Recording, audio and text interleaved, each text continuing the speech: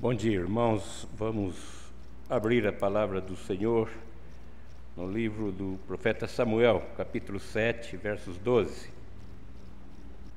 Tomou então Samuel uma pedra e a pôs entre Mispa e Sem, e lhe chamou Ebenezer, e disse: até aqui nos ajudou o Senhor. No livro do princípio, Gênesis, nós vamos ler versículo 14 do capítulo 22. E pôs Abraão por nome àquele lugar: o Senhor proverá. Daí dizer até o dia de hoje: no monte do Senhor se proverá. Querido Deus, acabamos de ler a Tua palavra, fala conosco, precisamos de continuar ouvindo a Tua voz. Suplicamos em nome de Jesus. Amém.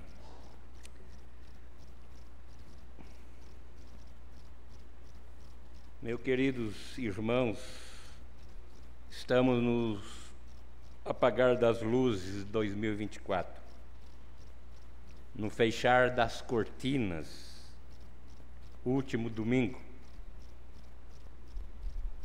e entendemos que nesse último domingo é tempo de reflexão, tempo de ajuste, tempo de acerto, tempo de pedir perdão, tempo de buscar a misericórdia e o amor de Deus sobre a família, sobre as nossas vidas.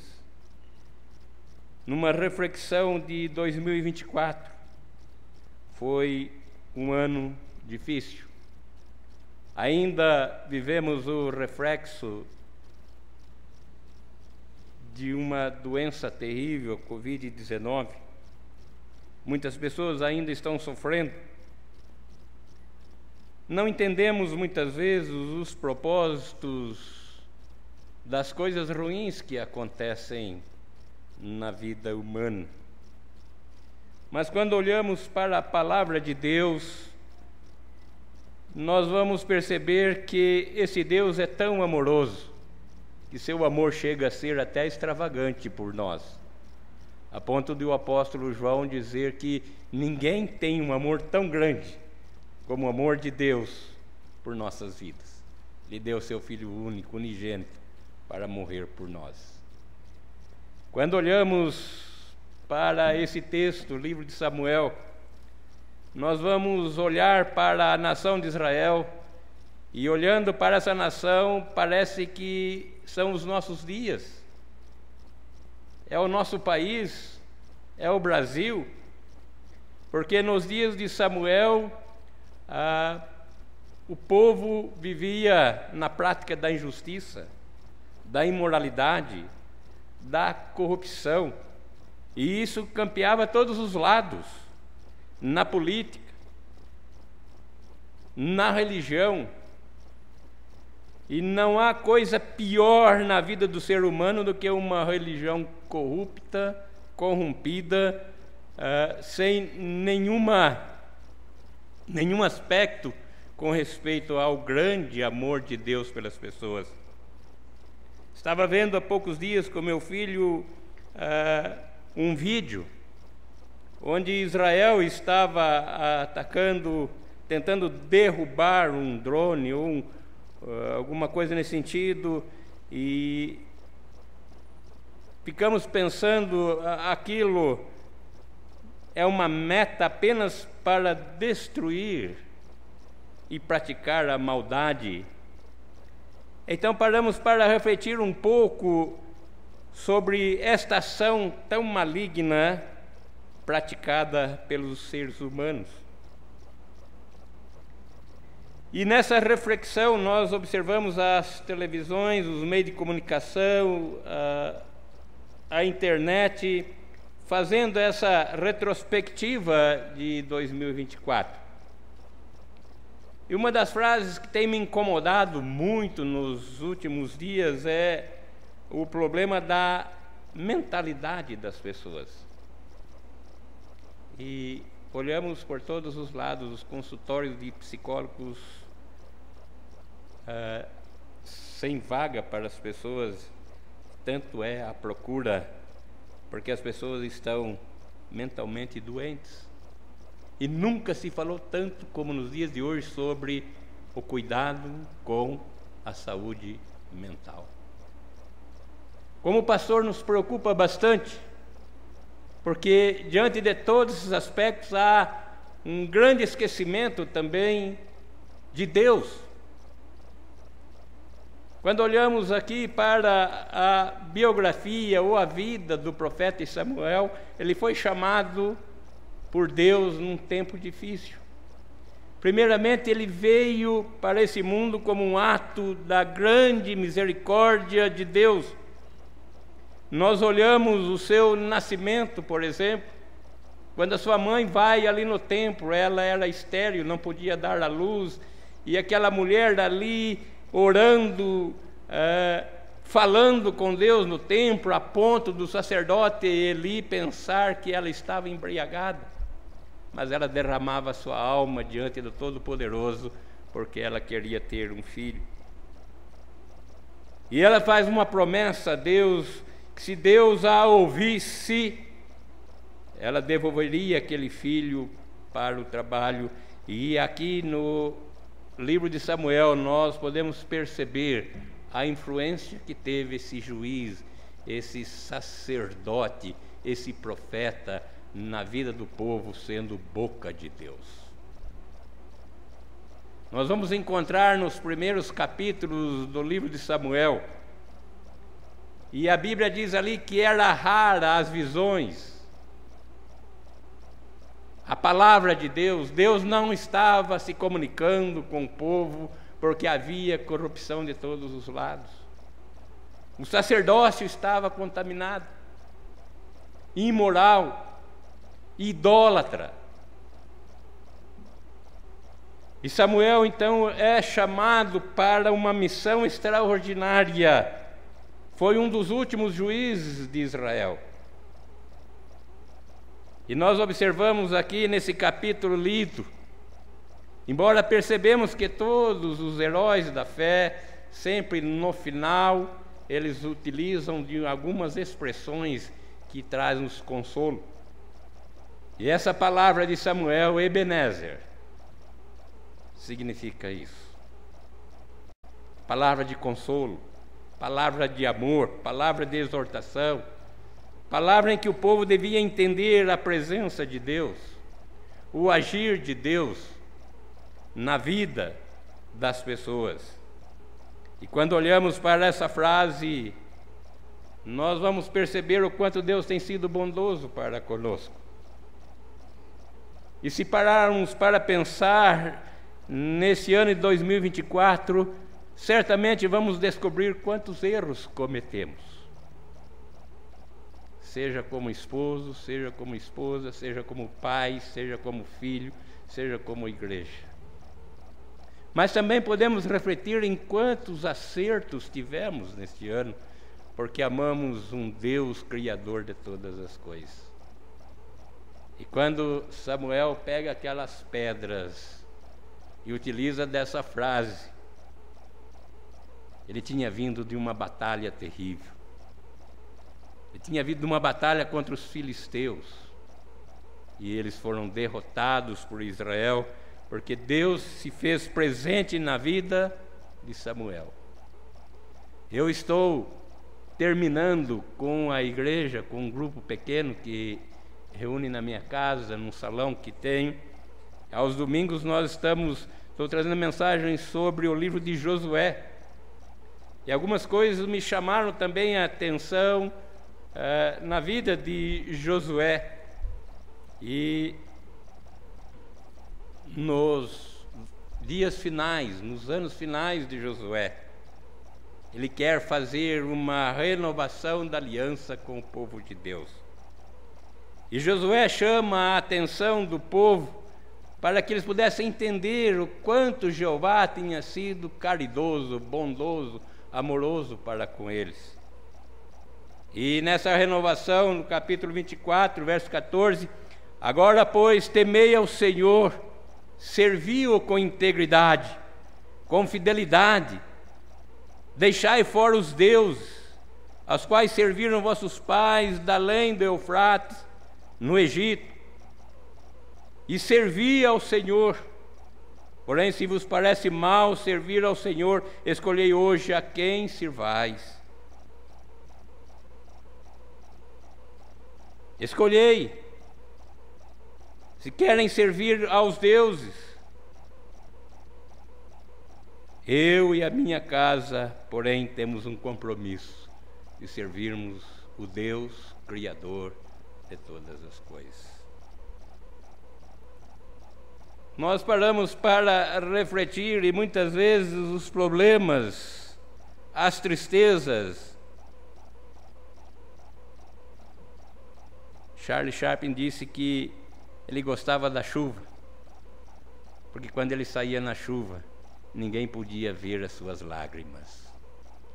Certamente houve nesse ano de 2024 muitas lágrimas, muitas tristezas, muita dor. Ondas bravias se levantaram contra a nossa vida, a vida da nossa família, na vida daqueles que amamos. E eu paro para pensar nessa palavra aqui de Samuel, Ebenezer. Mesmo diante de todas as barreiras, mesmo diante de tantas ondas bravias, mesmo diante de tantos problemas que foram enfrentados, até aqui nos ajudou o Senhor. Bendito seja o Senhor, o nosso Deus. Paramos também para refletir no que pode estar vindo em 2025. Daqui 2 dias, no passar de 2024 para 2025, as pessoas estão correndo Copacabana, os fogos, outros vão até a praia, vão fazer suas petições a uma imagem que não tem poder algum, que dizem ser a rainha das águas. Mas nós, como igreja do Senhor, devemos pedir àquele que é criador das águas, que é criador dos céus e da terra, que é o nosso Deus. Esse é o Deus da aliança, é o Deus conosco. E como lemos num salmo, Ele é o nosso socorro bem presente nas tribulações. Mas se até aqui Deus nos ajudou, se até aqui a vitória sobre todas as coisas, sobre as tempestades que vieram sobre as nossas vidas, o que fazer daqui para frente? Como enfrentar as dificuldades em 2025? Certamente elas virão. Não temos capacidade de entender o futuro. Não temos capacidade de falar o que vai acontecer nem no amanhã.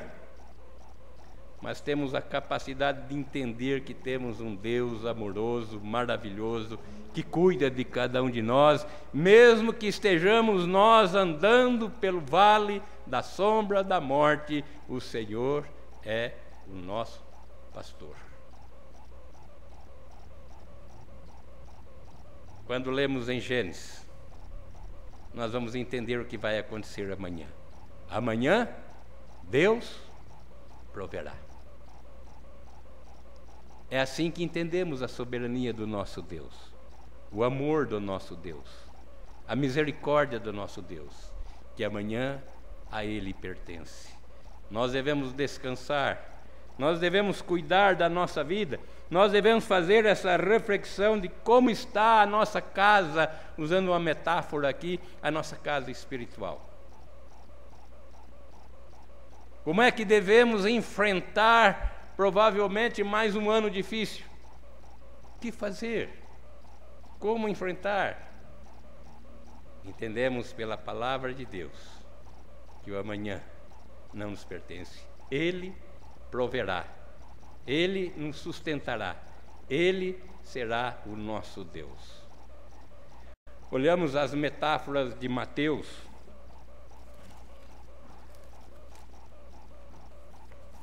E vamos perceber ali como deverá ser o nosso viver em 2025.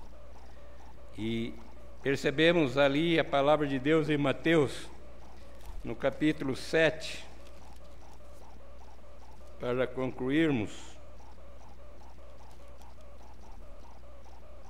Deve ser assim o nosso viver em 2005, entendendo que até aqui, Ebenezer, nos ajudou o Senhor. Daqui para frente, Deus proverá. Todo aquele, pois, que ouve estas minhas palavras e as pratica, será comparado a um homem prudente, que edificou a sua casa sobre a rocha. Caiu as chuvas, transbordaram os rios, sopraram os ventos, deram com ímpeto contra aquela casa, que não caiu, porque ela estava edificada sobre a pedra, sobre Jesus. Ele é a pedra angular. A nossa casa precisa estar centralizada, edificada nesta rocha imbatível. A rocha a qual nós devemos colocar, centralizar a nossa vida, a vida da nossa família. E assim então virão as tempestades, baterão nas paredes, mas ela vai permanecer firme, porque está edificada não na areia, mas sobre a rocha, que é Jesus Cristo. Precisamos, meus amados irmãos, fazer uma reflexão daquilo que aconteceram, que trouxeram sofrimento para nós, trouxeram dores, mas muitas vezes entendermos que todas as coisas cooperam para o amor daqueles que amam a Deus. Gostaria de terminar a mensagem desta manhã, para que você possa bem compreender as dificuldades que vamos enfrentar. Até aqui nos ajudou o Senhor, fomos vitoriosos. Daqui para frente Ele vai prover. Conta-se a história de um rei e de seu servo, um cristão. E esse servo cristão sempre chegava diante do rei e dizia: graças a Deus, Deus é bom, Deus é misericordioso. E esse rei já estava indignado com seu servo por tanto falar do amor de Deus, da misericórdia de Deus, da proteção de Deus. E esse rei gostava de caçar. E ele levava sempre esse servo cristão para a caça. E um dia que eles foram caçar, disse que o rei foi atacado por um leão. E esse leão foi expulso pelo servo cristão, mas antes disso acontecer, diz que o leão havia comido um dos dedos do rei. E ele ficou indignado com aquele cristão, porque aquele cristão chegou a ele e disse: graças a Deus, o leão foi embora. E aquele rei disse: graças a Deus, porque não foi o seu dedo que foi comido. E o rei então resolveu castigar aquele servo, o colocou numa prisão. Mas aquele servo não parava, e todas as coisas, ele disse ao rei, quando o rei o levou para a prisão, ele disse: graças a Deus que o Senhor está me prendendo, louvado seja Deus. E aquele servo cristão, preso, então o rei resolveu sair à caça novamente. E disse que a história que esse rei foi apanhado por um grupo de índios canibais e foi levado. E os índios comiam carne humana.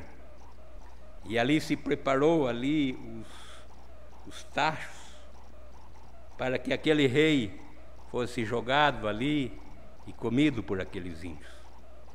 Então chamaram os feiticeiros, os religiosos, e eles começaram todo o preparo. E diz que um deles percebeu que o rei não tinha nas mãos um dedo. E então aquele sacerdote mandou parar todo aquele ritual e disse: olha, nós não podemos comer esse homem porque ele é defeituoso. E aquele rei foi solto. E ele começou a martelar, a refletir no que havia acontecido. E ele então vai até aquela prisão e pede perdão àquele servo. Fala: olha, você sempre dá graças a Deus, você agradece a Deus por tudo.